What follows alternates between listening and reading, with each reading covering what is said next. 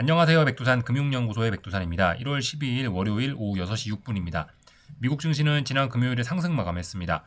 가만 보시면 좀 빅테크 위주로 상승을 했거든요. 나스닥 상승률이 좀 컸고요.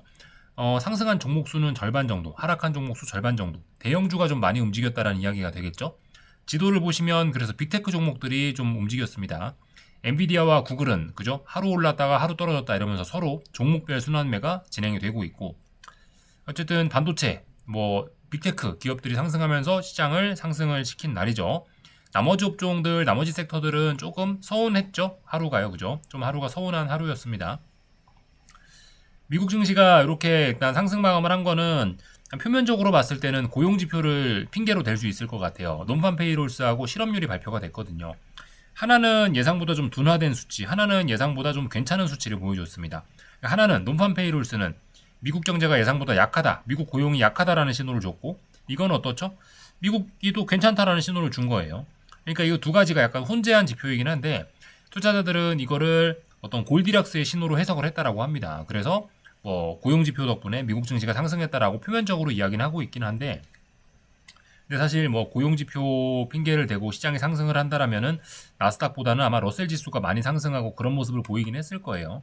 그래서 일단 표면적인 측면, 명목적으로는 고용 지표 덕분에 미국 증시가 상승했다라고들 많이들 그러는데, 저는 개인적으로는 그런 지표는 그냥 구실에 불과한 거고, 그냥 미국 증시는 지금 워낙 강합니다. 그냥 추세적으로 워낙 강한 상황이라서 무슨 재료가 나오면은 이제 그걸 핑계로 상승을 하거든요. 엔간한 웬만큼 충격적인 게 아니면 다 호재로 그냥 둔갑시켜서 상승을 하는 게 지금 상황입니다. 그래서 그냥 미국 증시는 상승하고 싶었는데 고용 지표를 핑계로 대고 상승했다라고 개인적으로 일단 좀 그렇게 보고 있어요. 정말 고용 지표 덕분에 미국 증시가 상승했더라면은 나스닥보다는 러셀 지수가 더 강한 흐름을 보이지 않았을까라는 개인적인 그런 생각을 좀 해봅니다. 어쨌든 이유가 중요하지 않습니다. 제 생각에는요. 미국 증시는 지금 아직까지 추세적으로 굉장히 강한 흐름을 보여주고 있고 잘 올라가고 있다 이겁니다. 기술적인 측면을 좀 살펴볼 건데, 나스닥이 보시면은 지난 금요일날 25,700 얼마짜리를 돌파한 착을 다시 한번 하는 모습입니다. 그죠? 이 자리 지지력을 계속해서 확인하고 있어요. 하루 올랐다가 하루 떨어졌다 하루 올랐다 이러고 있는데, 이 정도면 일단 25,750짜리는 사실상 돌파한 착 된 거고, 나스닥은 계속해서 강하게 상승 중이다라고 일단 보는 게 맞을 것 같아요. S&P 지수도 지난주 일단 금요일날 마감까지만 볼게요. 금요일날 마감 좋죠? 고점을 계속해서 높이고 있습니다. 신고가 랠리가 잘 진행 중이라서 특별히 다른 거 드릴 이야기는 없습니다.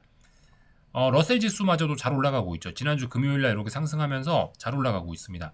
지금 특별히 미국 증시의 위험 신호나 이런 건 없고 분위기가 굉장히 좋습니다. 하지만 분위기가 너무 뜨겁거나 그런 건 아니고, 이제 어쨌든 냉정하게 좀 이 매우 건전한 그런 상승을 하고 있는 거죠. 느긋하게 하루는 엔비디아 올랐다가 하루는 다른 업종들 올랐다가 AI 테마와 다른 업종들이 순환매를 통해서 건전하게 상승하고 있는 지금 그런 모습이 미국 증시의 모습입니다.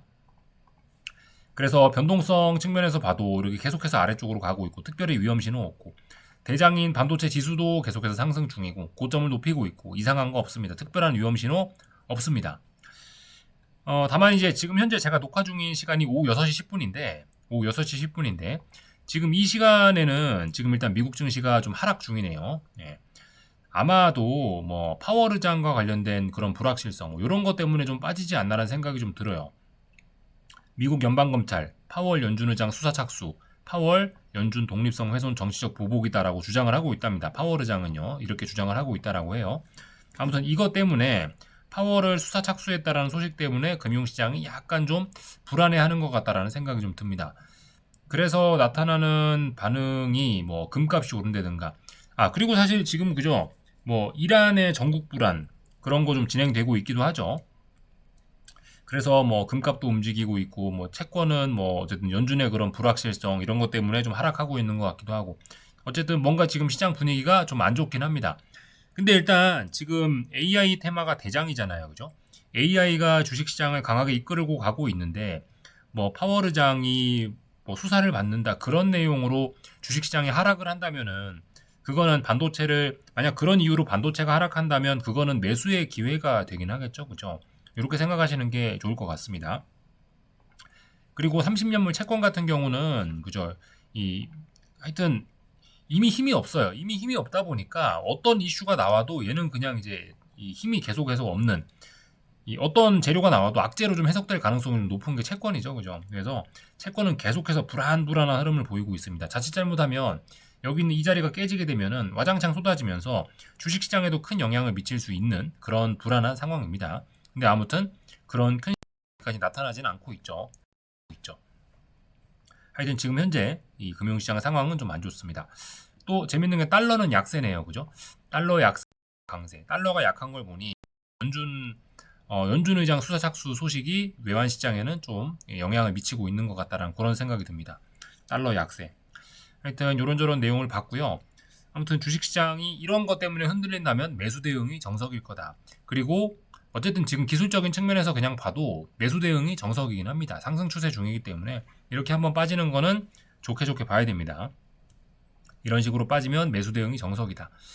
나스닥은 계속해서 25,750짜리, 25,750이 여기인데 이 자리가 중요한 저항인데 이 자리를 계속해서 좀 넘었다 깼다 하고 있는데 지난 금요일에 이 자리를 딛고 상승해서 잘 마감했으니까 오늘은 사실상 이제 이 자리는 돌파 한 장 됐다라고 가정하고 일단 매수 대응해 볼 수 있는 그런 자리라고 일단 보여집니다.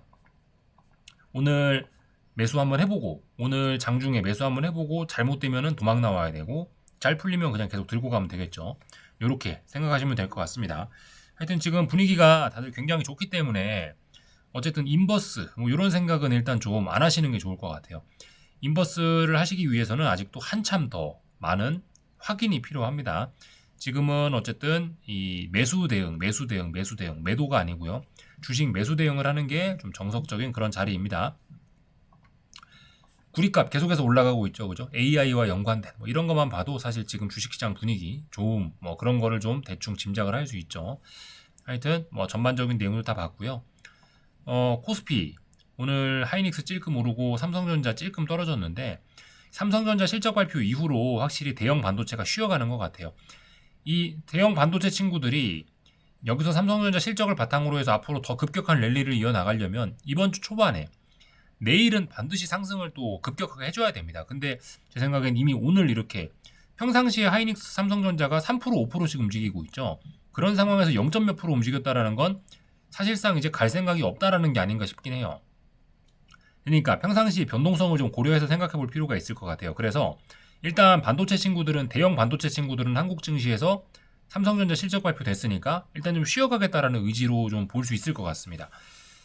그 와중에 이제 삼성전자나 하이닉스가 대형 반도체가 쉬어간다라면 업종별 순환매 기대할 수 있겠죠, 그죠? 다른 종목들이 좀 좋을 수 있어요. 예를 들면 뭐 LG 에너지 솔루션 같은 거 오늘 상승한 게 그런 순환매의 흐름이라고 보실 수가 있을 것 같습니다. 확실히 빨간불이 잘 안 들어오던 친구들이 빨간불이 좀 골고루 좀 많이 들어왔죠.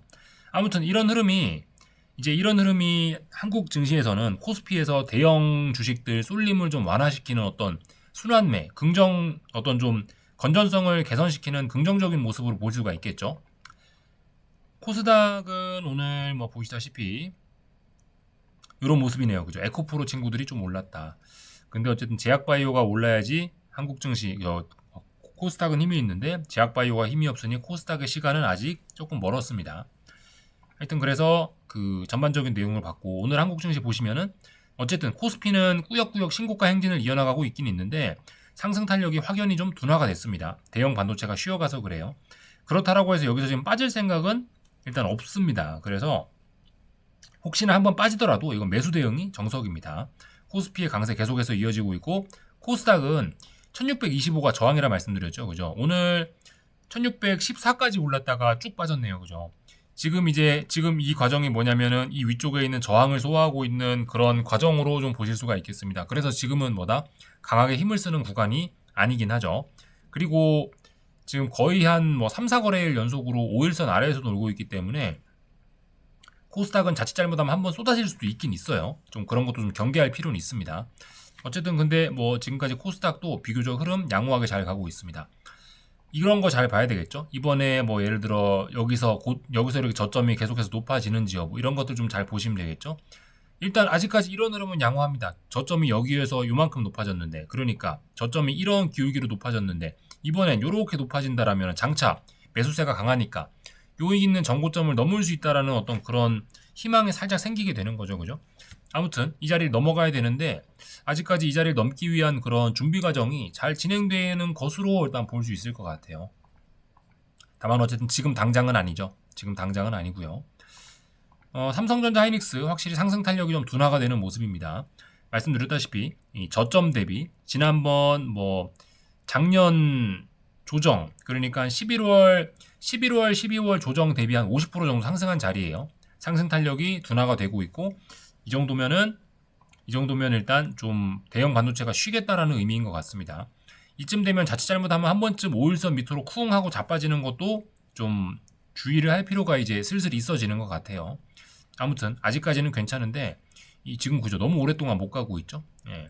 그렇다면 이 친구들이 좀 적당히 쉬어갈 때 다른 친구들이 좀 살아날 수 있다라는 거 생각해 보시면 좋겠고 이 대형 반도체가 빠지면서 코스피가 빠지면서 이런 방산 주식들이 빠진다면은 방산 같은 거 오랫동안 쉬었다가 거의 6개월을 쉬었다가 이제 다시 랠리를 시작하는 거기 때문에 그죠? 반도체가 쉴 때 이 친구도 같이 쉰다면은 이런 거 매수하는 거는 좀 괜찮은 아이디어로 보입니다.